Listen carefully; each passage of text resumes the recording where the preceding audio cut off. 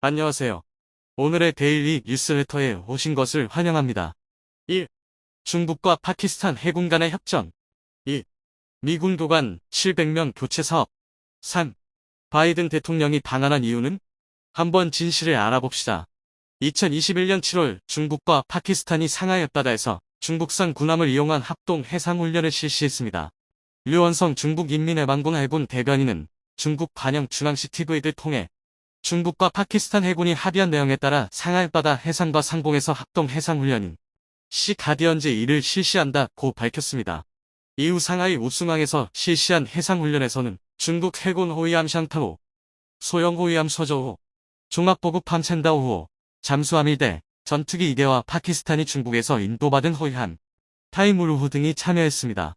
중국은 해군 대변인을 통해 이번 훈련은 연례 일정에 따른 것으로 제3자를 겨냥한 것이 아니다라며 미국을 겨냥한 것이 아니라고 극구 부인했지만 중국이 미국의 인도태평양 전략의 포위망을 뚫기 위해 파키스탄 등 개발도상국과의 군사협력을 강화하기 위해 진행한 훈련이라는 것은 모르는 사람은 없었습니다. 그런데 왜 하필 파키스탄인지 의아하실 텐데요. 중국과 파키스탄은 오랜 군사협력의 역사를 가지고 있습니다. 지난 2020년 중국은 상하이 후동중화조선소에서 파키스탄 해군의 54A형 호위함을 인도하는 성대한 진수식을 하러주었습니다. 그러면서 자신들이 만든 호위함이 현대적인 대공 무기와 센서들 갖춘 최첨단 프리기탐이라는 홍보도 덧붙였습니다. 앞서 중국과 인도는 히말라야 국경 지역에서 양국 군인이 주먹다짐을 벌이며 수십 명이 사상자가 나올 정도로 두 나라의 관계는 악화일로를 걷고 있었습니다. 이런 상황에서 중국은 인도와 사이가 좋지 않은 파키스탄에 호위함 내척을 인도하면서 성대한 진수식까지 이뤄주었는데요. 중국이 인도한 군함 한 척당 가격은 약 3억 5천만 달러 이상인 것으로 알려졌습니다. 또한 지난 1월에는 중국이 신세대 주력 전투기인 J-10C 입대를 파키스탄에 인도했습니다. 뿐만 아니라 두 나라는 파키스탄 서부 남단에 지와니 반도에 해공군 기지를 건설하는 데 합의하는 등 미국의 인도태평양 전략을 뚫기 위한 협력을 지속하고 있습니다. 그런데 군사협력이 너무 잘 진행되다 보니 판단력이 흐려진 것일까요? 중국과 파키스탄 두 나라가 얼마 전 엄청난 김칫국을 마신 적이 있습니다. 말레이시아 전투기 수주 사업의 승자가 한국의 FA-50으로 결정되자 당연히 자신들이 될 줄 알고 김칫국을 마셨던 중국에서는 이해할 수 없다는 반응이 쏟아졌습니다. 당시 중국 언론의 논조를 보면 중국이 얼마나 기대를 품고 있었는지들, 그리고 얼마나 자신들의 수준을 모르고 있는지를 보여줍니다. 당시 말레이시아 수주전에서 JF-17은 왜 한국 FA-50에 졌을까? 라는 기사들 보면 주요 내용은 다음과 같습니다. 계약 규모는 총 9억 2천만 달러의 말레이시아 전투기 수주전은 전투기 단위 계약으로는 적지 않은 액수였기 때문에 큰 화제를 모았습니다.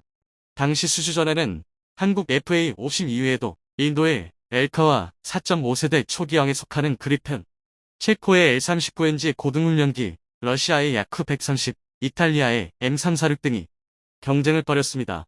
그런데 당시 중국 언론들의 시각은 다음과 같았습니다. 한국의 FA-50이 중국의 JF-17을 포함한 해외 전투기들을 제치고 9억 2천만 달러 규모의 말레이시아 수주전에서 승리했는데 이것은 말레이시아가 강대국들의 눈치를 보는 입장이라서 중국의 전투기를 택할 수 없었다. 중국의 JF-17은 종합성능 측면에서 고등훈련기를 개량한 한국의 FA-50을 훨씬 상회하는 기종이었다. 성능만 따지고 본다면 FA-50과 JF-17은 분명한 차이가 있다. 한국의 FA-50은 우리의 L-15와 유사한 고등훈련기를 개조한 다목적 경전투기에 불과하다. 고등훈련기를 개조한 전투기는 본질적으로 그 성능이 제한적인 반면 중국의 JF-17은 야메이 박사에 의해 태어난 진정한 4세대 전투기로 쉽게 말해 소형 F-16이라고 할 수 있다. 따라서 말레이시아가 성능면에서 더 뛰어난 중국 JF-17들 거부하고 한국을 선택한 이유는 정치적인 이유로밖에 볼 수 없다. 사실 요즘 한국의 방산 수출 호도도 다 이런 식의 정치적 이유가 크고 한국 무기들은 조립식이라 가성비가 높은 것이며 무기들 사면 사은품도 빵빵하게 주기 때문이다. 결국 그냥 한국은 운 좋게 장사를 잘하는 것뿐이다. 중국 언론의 논조는 한국의 FA-50의 성능을 폄하하면서 자신들의 JF-17이 더 뛰어나기 때문에 종합적인 성능으로 봐서 FA-50이 비할 바가 아니라는 황당한 결론에 도달했습니다. 모든 무기 수주전에는 정치적 논리가 섞여 있으며 이번 말레이시아 전투기 수주전의 핵심은 미국 패권의 농간 때문이다. 라는 게 중국의 주된 관점이었습니다. 그런데 중국의 주장이 과연 사실일까요?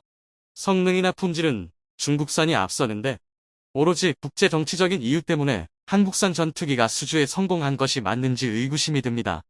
해답은 파키스탄에 인도된 중국산 무기들의 후기들 보면 알 수 있습니다. 예상대로 중국이 그렇게 자랑하던 중국산 무기들은 파키스탄에 인도된 이후 엄청난 민폐를 끼치며 논란이 되고 있습니다. 현재 파키스탄은 중국으로부터 인도받은 프리기탄과 중국으로부터 인수한 JF-17 전투기들의 품질 문제 때문에 심각한 상황에 직면해 있습니다. 지정학자 디 발레리오 파브리는 지난 2009년 7월 추적한 4척의 중국 프리기탄이 아라비아해와 인도양에 격동하는 바다에서 제대로 임무를 수행하지 못하고 파키스탄 해군 장교들에게 악몽을 심어주고 있다고 일갈했습니다. 문제의 프리기탄 4척 중 3척은 중국 조선목 회사로부터 파키스탄에 인도됐으며 나머지 한 척은 중국 업체와의 기술 이전 계약에 따라 카라치 조선소와 엔지니어링 웍스에서 건조된 것이었는데요. 파키스탄은 2005년 중국과 2009년 9월부터 2013년 4월까지 인도된 F-22P 또는 줄피코르급 2500톤급 멀티 미션의 설계 및 건조를 위해 중국과 약 7억 5천만 달러 규모의 계약을 체결한 바 있습니다. 이 정도 돈을 지불했으니 파키스탄으로서는 해상 선박들의 방공을 강화하고 적의 지상 전투원들을 저지하며 배타적 경제 수역을 보호하는 등 각종 해상 작전을 수행하는데 이 프리기탐을 사용하고 싶은 게 당연했습니다.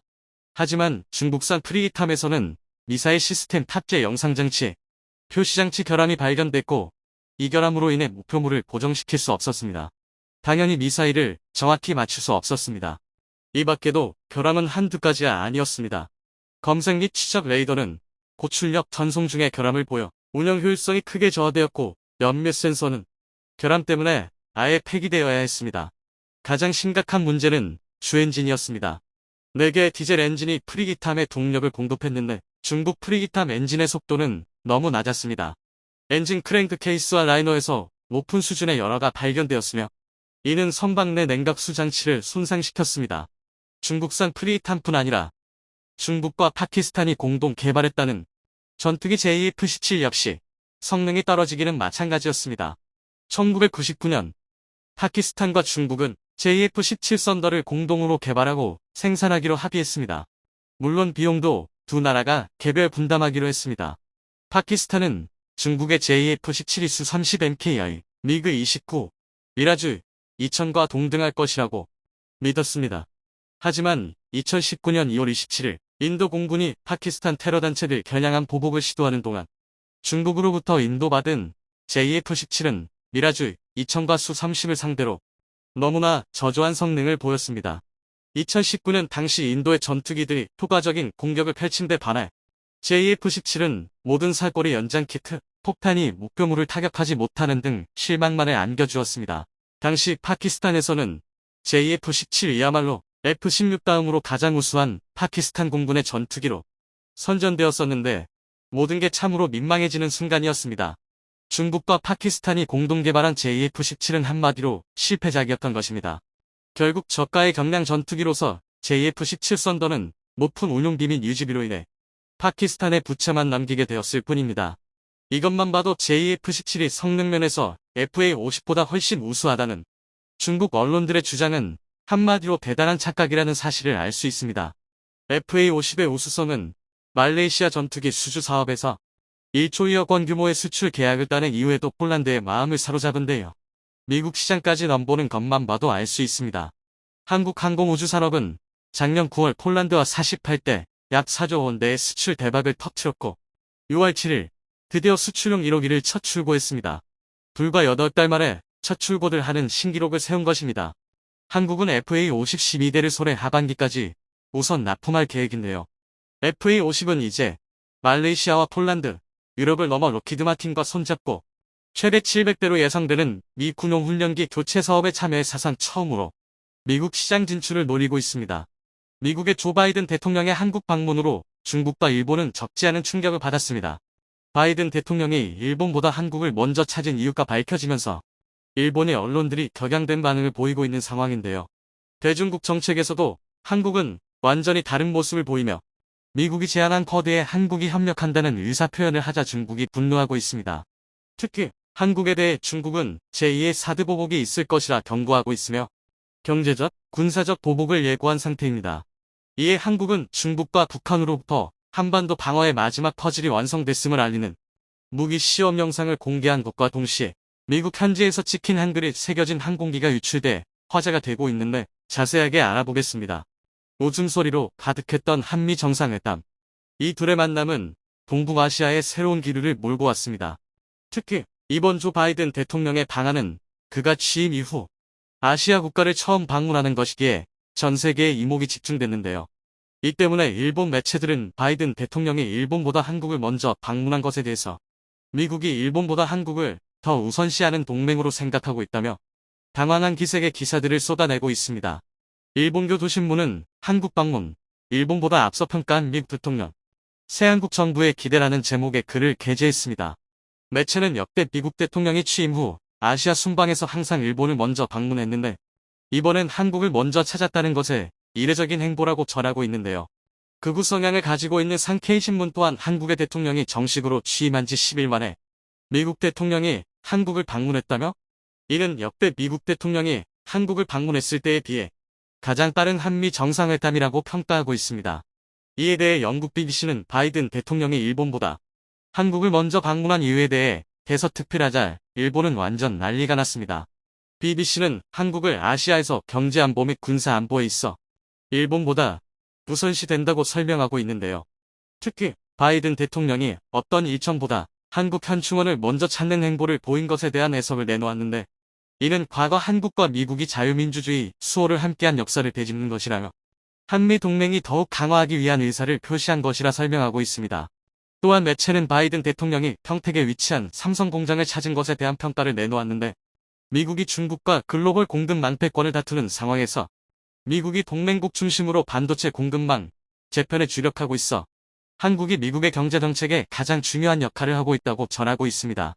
매체는 전문가들의 말을 인용해 미국은 반도체 공급망에서 중국에 대한 의존도를 줄이려면 한국 이외엔 다른 선택지가 없을 것이라고 평가하고 있으며 이 부분에 대해 그 누구도 반박할 수 없다고 설명하고 있어 눈길을 끌고 있는데요.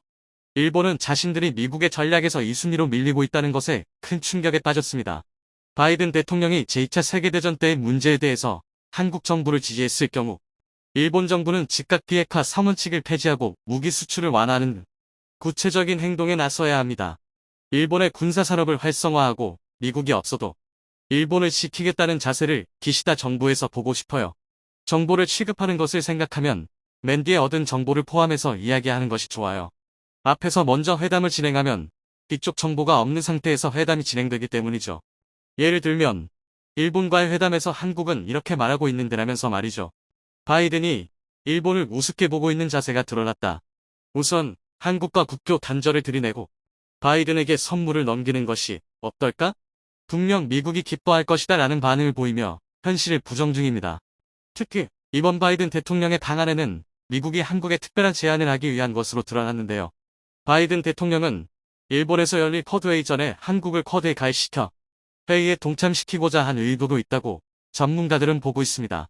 실제로 정상회담 중 미국은 이페프 경제공동체 참여와 쿼드 가입을 권유한 것으로 드러났는데 한국이 가입 및 적극 협력하기로 한 것이죠. 이것으로 인해 일본이 미국과의 특별한 유대관계로 내세웠던 쿼드에 한국까지 동참하게 되자 적지 않은 충격을 받은 것으로 드러났습니다. 이는 일본뿐만 아니라 중국에도 큰 영향을 줬습니다. 중국 관영 매체 인민망은 바이든 대통령이 한국 대통령의 방미보다 먼저 방한한 것과 일본보다 먼저 한국을 찾은 것에 대해 파격적인 일이라고 평가하고 있는데요. 그러면서 한국이 이페프 가입과 쿼드에 동참하는 것에 대해 대가를 치를 것이라 경고하고 있습니다. 특히 제2의 사드 보복이 있을 것이라 할 정도로 격양된 논조를 취하고 있는데요. 중국은 한국이 이번 조 바이든 미국 대통령의 일본 방문 시 열리는 이페프 출범 화상회의에 참석하는 것을 문제 삼고 있는 것입니다. 전문가들은 중국의 이번 반응에 대해 다른 국가들의 이페프 가입은 문제 삼지 않았지만 유독 한국의 민감한 과잉 반응을 보이고 있다고 설명하고 있습니다. 이페프는 일본, 싱가포르, 인도, 브루나이 등 9개 국가들 참여하고 있는데 중국은 이것에 대해 크게 반응하지 않았고 대응 가능하다고 예상하고 있었는데요. 하지만 한국이 참여하면서 그 중국에 대응 가능한 범위를 넘어섰으며 경제 규모도 이전과 비교도 안 되게 커졌습니다. 중국은 항한령을 다시 선포하여 한중 무역 보복을 시사했으며 또한 군사적 도발이 있을 것이라 예고하고 있습니다. 실제로 서해에서 심상치 않은 중국의 움직임이 계속 포착되고 있는데요. 한미 정상회담이 예고된 시점부터 서해에서 중국의 전략 원자력 잠수함인 공구 사형 진급 잠수함의 움직임이 계속 보고된 바 있습니다. 진급 잠수함에는 8,000km의 최대 사거리를 가지고 있는 제1두 잠대지 탄도미사일 12발을 탑재할 수 있습니다. 일각에서는 중국 해군의 진급 잠수함이 미국 동부 해안을 노리고 있다고 평가하고 있지만 서해에서 발사되면 한반도를 거쳐서 가며 이때 한국군의 방공망에 격추될 가능성이 높기 때문에 한국 방공 시스템을 우선 타격할 수 있다는 분석이 나오고 있는 상황입니다. 중국은 얼마 전까지 6척의 진급 전략 원자력 잠수함을 전력화했으며 현재 서해 해저를 헤집고 다니고 있는 상황인데요.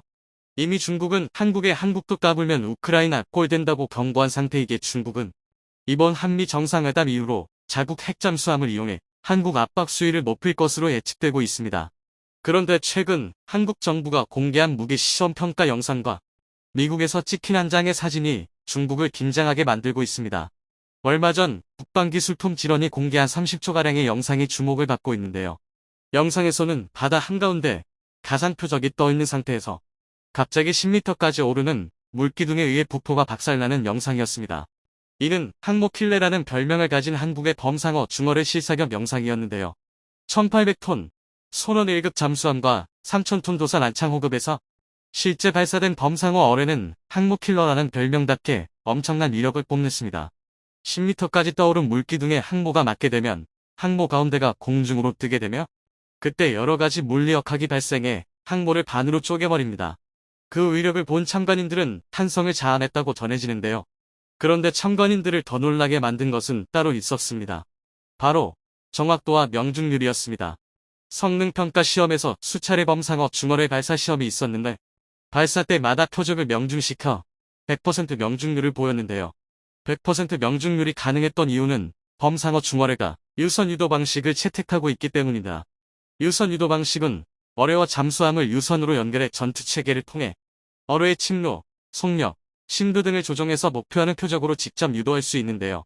엔진 소리를 쫓아가는 음향 추적 어뢰는 어뢰 기만기에 의해 무력화되기 쉽지만 유선 유도 방식은 잠수함 승조원이 직접 음향을 분석하며 수응 추적이 가능해 어뢰 기만기를 무시하고 목표를 명중시키는 것이 가능합니다. 이는 항모뿐만 아니라 적의 잠수함을 잡는 헌터킬러 임무에도 최적화되어 있는데 워낙 소음이 크기로 유명한 중국의 핵잠수함들을 사냥하는 무기가 전력화를 끝마친 상황인 것이죠. 범상어 중어뢰는 개발 과정에서 100%에 가까운 높은 국산화율을 보이고 있는데요. 이는 시시각각 변하는 국제정세의 수출 규제가 들어와도 자체적으로 양산할 수 있어 유연 대응이 가능하며 해외 수출도 노려볼 수 있는 성과입니다.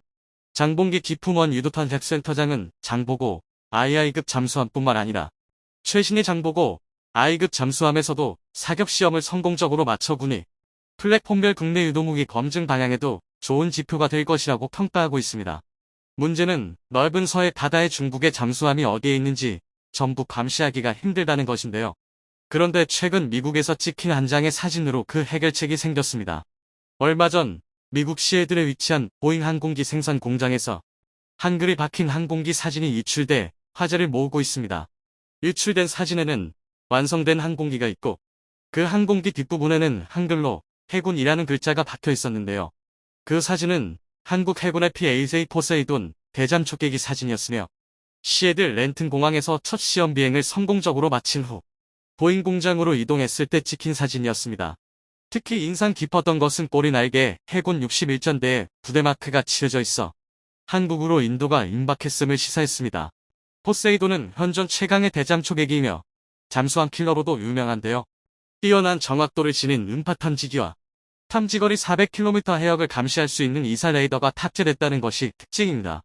한 번 뜨면 반경 2222km를 감시할 수 있고 얻은 표적은 데이터 링크를 통해 헌터킬러 임무를 맡은 해군 잠수함이나 수상함정에 연동됩니다.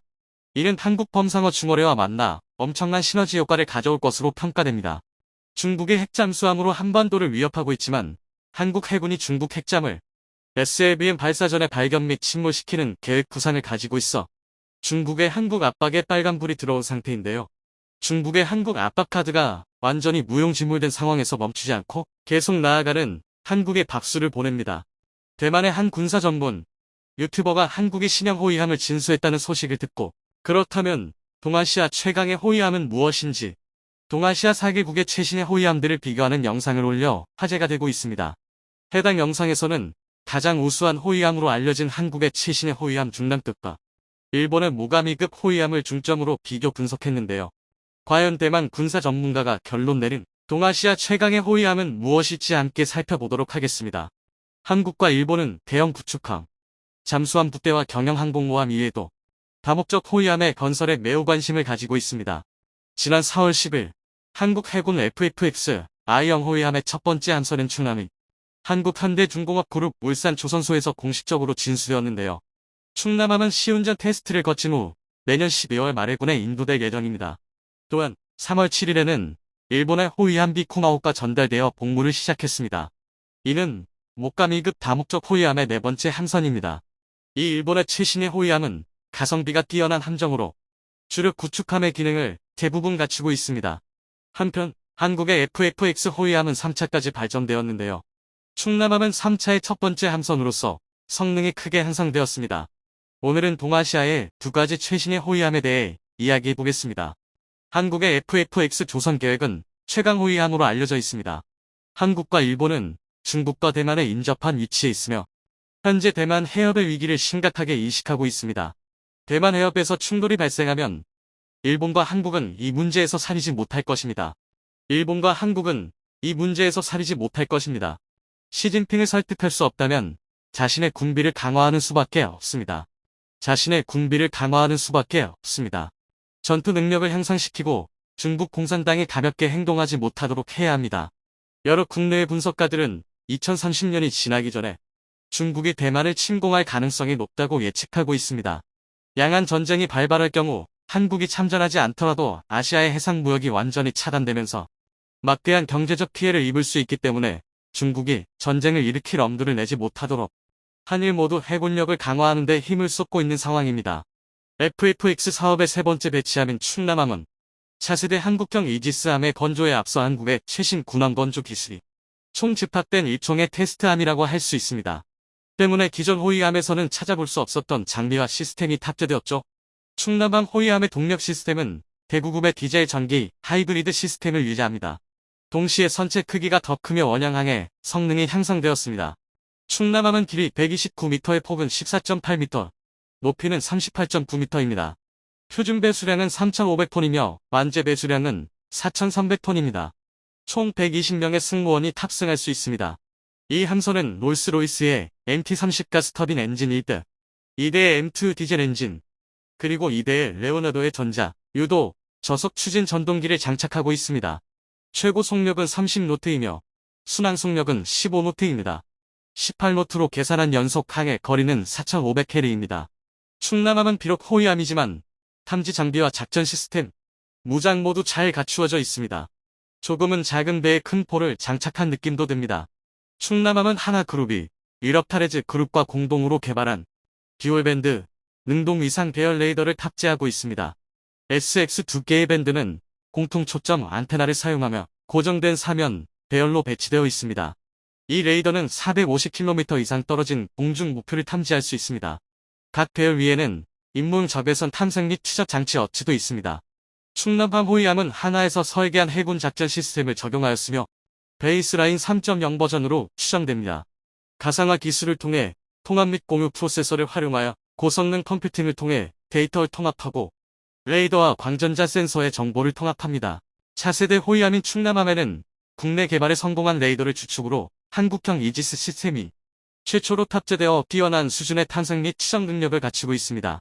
그리고 뛰어난 눈과 귀만큼이나 강력한 국산 무장까지 갖춰져 있죠. 충남함은 완벽한 무기 시스템을 갖추고 있습니다. 선두에는 MK45 127mm 주포가 항문이 있으며 주포의 후방에는 2개의 발단 KVLS 수직 발사 시스템이 배치되어 있습니다. 이 시스템은 해군 개량형 한대공 미사일 및 통상어 대잠 미사일 또는 해룡 대지 공격 순항 미사일을 발사할 수 있습니다. 동시에 함선상에는 4단으로 구성된 두 세트의 SSX-700K 해성 반함 미사일과 3단으로 구성된 두 세트의 MK-32 어뢰 발사 장치가 있습니다. 경납고 위에는 또 다른 한국제 무기인 사이즈 II-7L 30mm 근접 방어 무기가 설치되어 있습니다. 충남함의 미사일 시스템은 주로 한국에서 개발된 것으로 미군의 미사일보다 약간 큰 크기의 미사일을 사용합니다. 국산 수직 발사 시스템인 KVLS에는 해군 개량형 함대공 미사일이 장착되어 있습니다. 최대 사거리와 최대 역격고도는 각각 150km와 30km로 이로써 충남함은 한국에서 최초로 지역 방공 능력을 갖춘 호위함이 되었습니다. 이전에 오래된 호위함의 대거 감축으로 인한 공석을 보완할 것입니다. 이로써 한국의 호위함 능력이 향상되어 구축함과의 작전 협조를 더욱 원활하게 할 수 있습니다. 대만 전문가는 충남함의 무장까지 한국제 방공 미사일들과 어뢰로 채워져 있는 부분을 강조하며 한국이 자주 국방을 위해 이루어낸 성과의 찬사를 보냈습니다. 방위산업이 거의 몰락해버린 대만의 입장에서 함선에 실리는 미사일 하나까지 국산화를 이루어내고 있는 한국을 부러워하지 않을 수가 없는 입장이죠. 동아시아 지역 호위함 중 누가 가장 강할까? 동아시아 지역에서 중국의 54의 호위함과 러시아 태평양 함대의 그리미아 C급 호위함과 비교하면 일본과 한국의 신형 호위함들은 보다 우수한 종합 성능을 갖추고 있습니다. 일부 구축함의 역할을 대체할 수도 있습니다. 원거리 성능 측면에서는 일본의 모가 2급이 우세합니다. 모가 2급과 충남급 모두 원거리 작전을 위한 신형 호위함입니다. 모가 2급의 선체 길이 대폭 비율은 8.15입니다. 충남급의 선체 길이 대폭 비율은 8.71입니다. 일반적으로 선체 길이 대폭 비율이 클수록 선속이 빨라집니다. 하지만 기동성은 약해질 수 있으며 바람과 파도에 대한 저항력도 약화될 수 있습니다.